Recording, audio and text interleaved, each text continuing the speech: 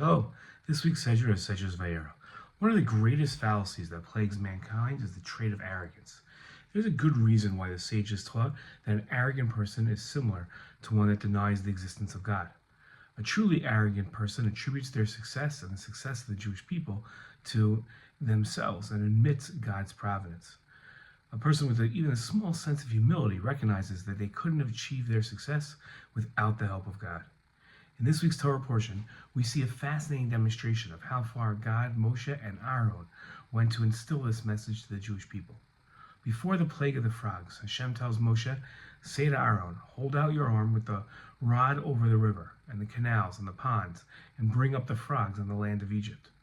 In his commentary to this verse, the Chizkuni wrote that God wanted Paro and the Egyptians to see that the cause of the plagues was Moshe, although it was Aaron who actually extended his arm with Moshe's staff over the river.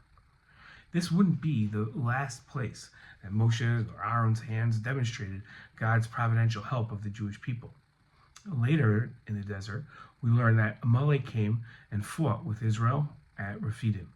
Moshe said to Yeshua, "Pick some troops for us and go out into battle with Amalek. Tomorrow I will station myself on the top of the hill with the rod of God in my hand." Yeshua did as Moshe told him and fought with Amalek, while Moshe, Aaron, and Hur went up to the top of the hill. Whenever Moshe held up his hands, the Jewish people prevailed, but whenever he put down his hands, Amalek prevailed. While Rashbam wrote that it's a psychological axiom that when the warriors see their flag being held aloft, they are inspired with additional courage. When they cannot see their flag being held aloft, they interpret this as negatively and are liable to flee from the battlefield. Our sages took a different approach and explained that Moshe's hands merely directed the Jewish people to look to God for help. The idea of hands demonstrating divine providence can be abused in the opposite, when people see their success due to their own efforts and their own hands. In Dvarim, we learn the following: "Guard yourselves lest you forget the Lord your God.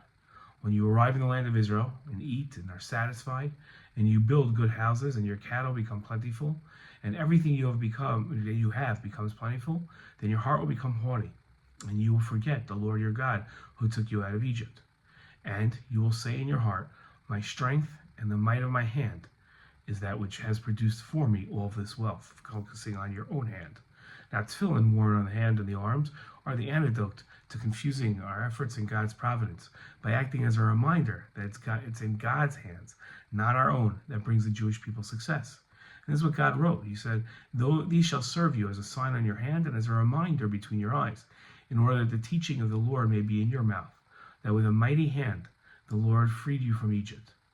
There is hardly any lesson more important to make a part of one's persona and character than making sure to look to God for direction and recognize it is God that led to their success. This week's Torah portion repeats this lesson many times to demonstrate just how important the lesson is to incorporate into our own lives. Shabbat Shalom.